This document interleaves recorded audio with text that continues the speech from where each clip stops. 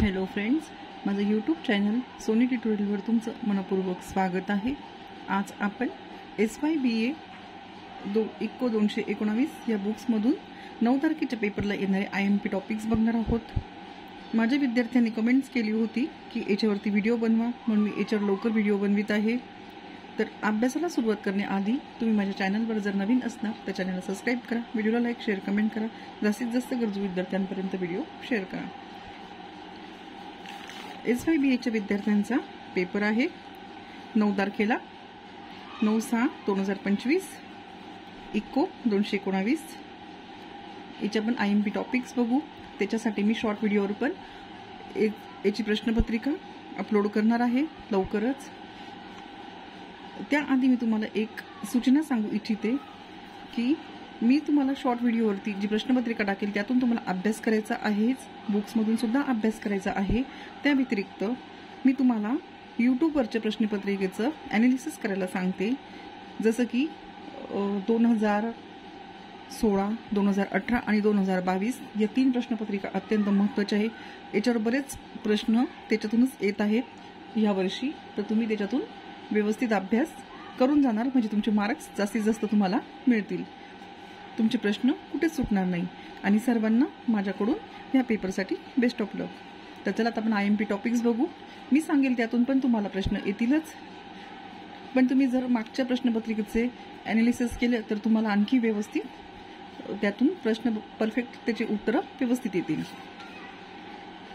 तर चला आपण अभ्यासाला सुरुवात करूया। पुस्तक 1 समग्रलक्षी अर्थशास्त्र आणि राष्ट्रीय उत्पन्न, ह्यामध्ये पहिल्या लेसनवर नेहमी ते प्रश्न जास्तीत टाकतात 1, 2, 3। समग्रलक्षी अर्थशास्त्र स्वरूप IMP आहे, हे वाचून जायचं। स्टार केलेलं प्रस्ताविक आणि सारांश वाचून जायचं आणि मधले जे पॉइंट्स आहेत ते वाचून जायचे। समग्र अर्थलक्ष्यावरती कोणत्याही पद्धतीने 1-2 प्रश्न तर तुम्हाला येतीलच, त्याचा व्यवस्थित अभ्यास करून जायचा। नंतर आहे मूलभूत संकल्पना, हा त्याचा सारांश येतो लेसन क्रमांक 1चा। इथे तुम्हाला शब्दांचे अर्थ पण दिलेले आहेत, हे व्यवस्थित वाचून घ्यायचे म्हणजे तुमच्या लक्षात येईल पेपर लिहिताना। मराठी भाषेत पेपर लिहायचा आहे, पेपर कोरा ठेवायचा नाही। पेपर चेक करताना परफेक्ट उत्तरं हवेच असं नसतं, फक्त लिहिलं जरी असलं तरी तुम्हाला त्याचे मार्क्स व्यवस्थित मिळतात। घटक क्रमांक 2 मूलभूत संकल्पना, याच्यामध्ये स्थूल राष्ट्रीय उत्पन्न, निव्वळ राष्ट्रीय उत्पन्न हे वाचून घ्यायचं।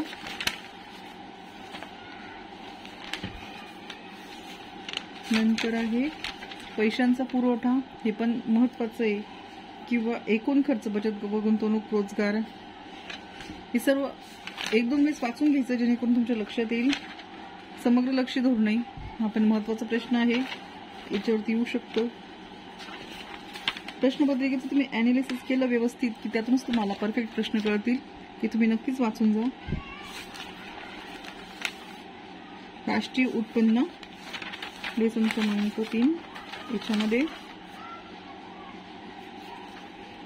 राष्ट्रीय उत्पन्न संकल्पना व विविध प्रकार, हे पण महत्त्वाचं आहे, हे पण वाचून जायचं व्यवस्थित, अभ्यास करायचा। हे पण अभ्यास करायचा की बाजार किमतीनुसार निव्वळ राष्ट्रीय उत्पन्न, चालू किमतीनुसार व स्थिर किमतीनुसार निव्वळ राष्ट्रीय उत्पन्न। नंतर आहे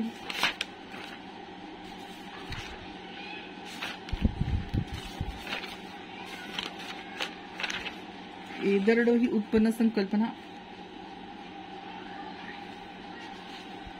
याच्यावर आला तर येऊ पण शकतो प्रश्न। प्रत्येक लेसन मधून तुम्हाला 1-2 प्रश्न विचारले जातात, कधी कधी एकाच लेसनवरती जास्त प्रश्न विचारले जातात। राष्ट्रीय उत्पन्नाची मोजणी, उत्पन्न, उपभोग, गुंतवणूक व मालसाठे संकल्पना आणि परस्पर संबंध, याच्यात व्यवस्थित जर वाचन केलं तर सोप्याच भाषेत आहे आपल्या नेहमीच्या जीवनशैलीमध्ये, फक्त शब्दांचे अर्थ थोडे इकडे तिकडे, शब्द वेगळे आहेत पण अर्थ सर्व सारखेच आहे, जितके शब्द वेगळे उच्चारलेले असतात। राष्ट्रीय उत्पन्नविषयक माहिती गोळा करणारी संस्था, राष्ट्रीय उत्पन्न मोजण्यातील काही विशिष्ट अडचणी वाचायचं आहे।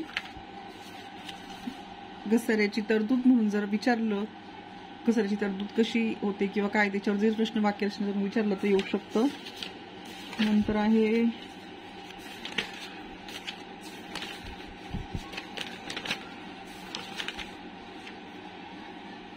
पूर्ण रोजगार संकल्पना महत्वाचे IMP हे करूनच जायचं. रोजगार आणि बेरोजगारी या लेसनवरती प्रश्न येतोच, किंवा बेरोजगारी वांछित व अवांछित याच्यावर येईल. नंतर आहे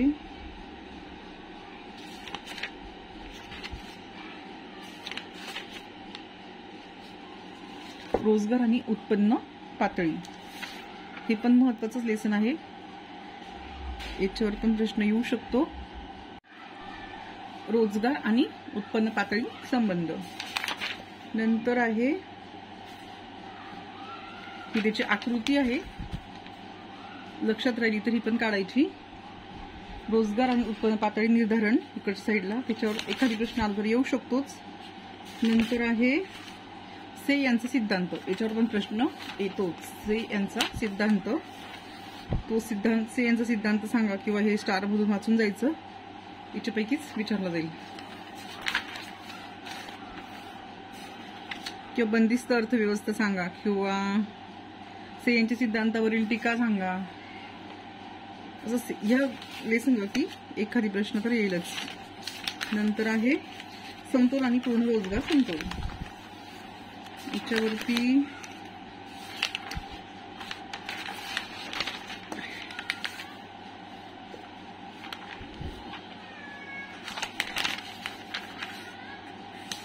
नाही वाटत केन्स सिद्धांत.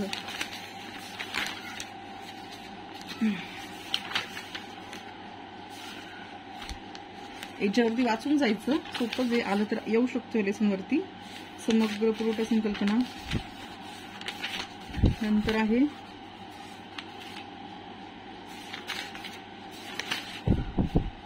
उपभोग खर्चाची निश्चिती, याच्यावरती प्रश्न येऊ शकतो. उपभोग फलन व उपभोग प्रवृत्ती. नंतर आहे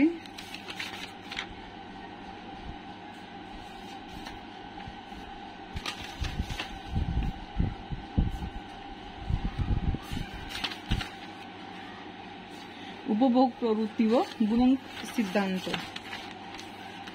हा लेसन सुद्धा करून जायचा आहे, याच्यावरती आला तर येऊ शकतो प्रश्न.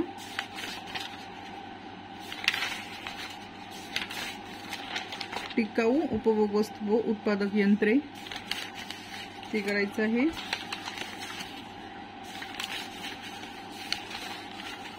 गुंतवणूक संकल्पना IMP प्रश्न करून जायचा. नंतर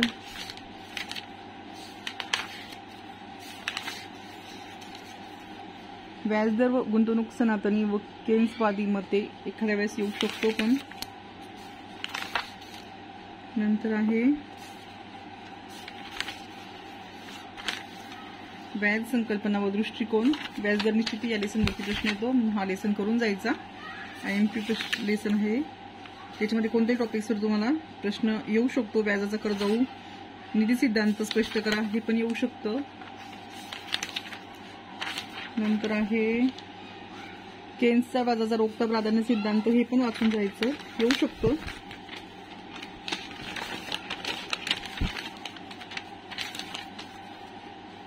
नंतर आहे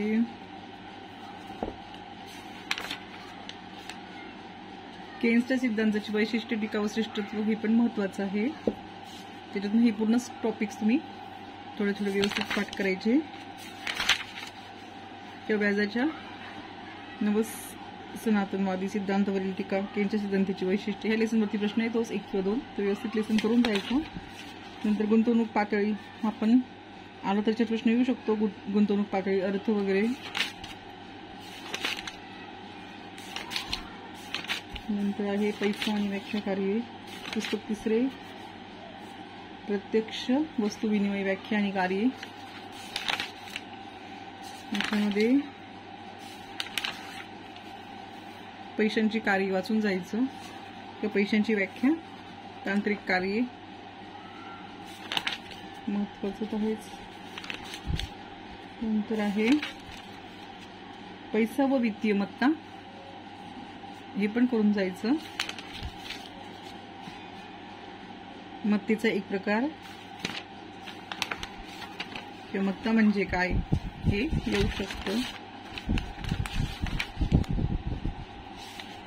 नंतर आहे नाणे बाजार, हा पण महत्वाचं लेसन आहे, आपण करून जायचं व्यवस्थित. नाणे बाजारावरती प्रश्न आला तर येऊ शकतोच. नंतर किंमत निर्देशांक, पैशाची मूल्य संकल्पना, ही पण आपण प्रश्न येऊ शकतो. पैशाच्या मूल्यातील बदल, कारणे व परिणाम. नंतर आहे पैशाच्या मूल्याचे विविध प्रकार, किंमत निर्देशांक तयार करण्याची पद्धत. हे सर्व वाचून जायचं, याच्यावरती येऊ शकतो. शेवटच्या लेसनमधून सुद्धा प्रश्न 100% येतात. फिशरचा सिद्धांत, हा पण महत्वाचा लेसन आहे. फिशरचा सिद्धांत विचारला जातो किंवा त्याच्यामध्ये त्याची गृहीते नोंदवा. त्याच्यावरती प्रश्न हा बघा इथं स्टारमध्ये दिलेलेच आहेत, तुम्ही करून जायचं याच्यावरती व्यवस्थित. नंतर पुढचं आहे त्याच्या समीकरणावर करण्यात येणारी टीका स्पष्ट करा, असं पण विचारू शकता.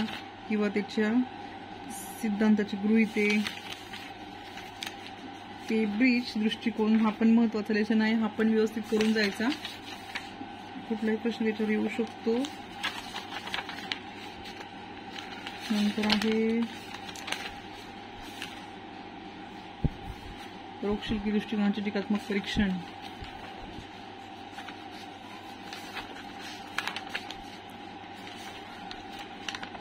फिशरचे समीकरण आणि केम्ब्रिज समीकरण यातील साम्य व भेद, हे पण येऊ शकतो असा प्रश्न गेला.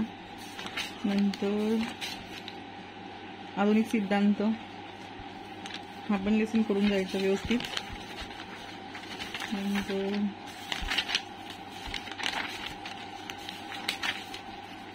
बँकिंगची व्याख्या, हा पण महत्वाचा लेसन आहे, याच्यावर प्रश्न येतोच. IMP लेसन आहे. व्याख्या, प्रकार व कार्य या लेसन मध्ये करून जायचं. तर बँकांचे प्रकार वगैरे कशावरही प्रश्न विचारला जातो. पैसा निर्मिती व मर्यादा, त्याच्यावर पण प्रश्न विचारला जातो. रोखता व लाभप्रदता, याच्यावरती आला तर येऊ शकतो प्रश्न. रोखतेचे महत्व वगैरे त्याच्यावरती. मध्यवर्ती बँकेची कार्य, याच्यावर पण प्रश्न येतोच एखादी, त्याच्यामुळे हा पण लेसन करून जायचा.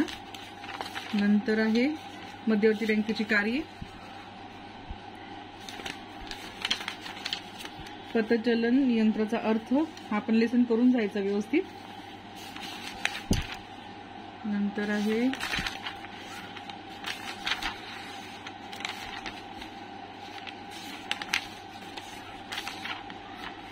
आता इथं आपली बुक संपत आहे. मी सांगितल्याप्रमाणे तुम्ही 2016, 2018 आणि 2022, जमलं तर 23 पण, याच्यातून प्रश्न सारखे निवडून तुम्ही व्यवस्थित अनालिसिस करा प्रश्नांचे. त्यातून तुम्हाला नक्कीच प्रश्न येतील. आणि मी आणखी शॉर्टमध्ये पण अपलोड करेल, आणि याच्यात पण मी तुम्हाला IMP सांगितलंय, त्याप्रमाणे तुम्ही व्यवस्थित अभ्यास करा आणि पेपर व्यवस्थित पूर्ण लिहा, कोरा ठेवू नका. तुम्हाला सर्वांना या पेपरसाठी माझ्याकडून बेस्ट ऑफ लक. तर चला आता पुढच्या व्हिडिओमध्ये भेटू. तोपर्यंत तुम्ही मी अपलोड केलेल्या व्हिडिओमधून अभ्यास करीत राहा आणि चॅनेलला सबस्क्राईब करून सपोर्ट करा. तर चला आता पुन्हा भेटू पुढच्या व्हिडिओमध्ये.